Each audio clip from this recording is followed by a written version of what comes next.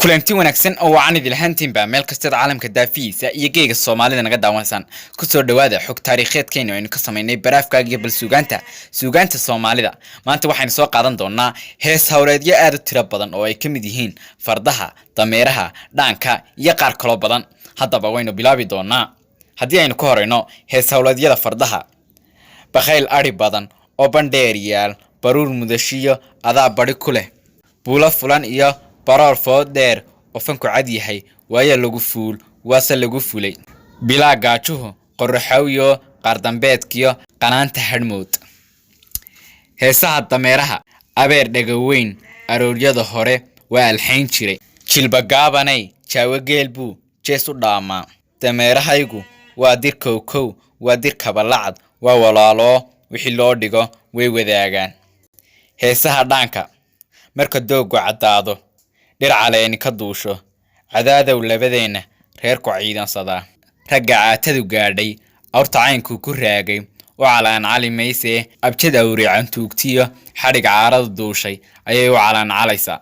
Heesaha beeraha marka beertu bislaato balkan ku gurayaaye anaa ku barigoyne borow beerka ku hay goorta ha gaadho goorta caare ha gaadho casar gaaban ha gaadho.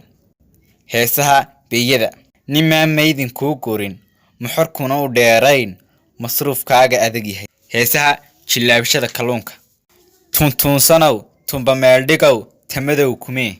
Heesaha kabadda saaxil laga kenyay wada sujuriyay siyaab aqal la soo saariyay awda laga kenyay alalag dheeray irbari lagaga soo uruyay balanbal shaaley buul shareeray mamaantaan bax ku helayay korunkar cuni mayno kariba mayne karuur geel ma lahayaayay.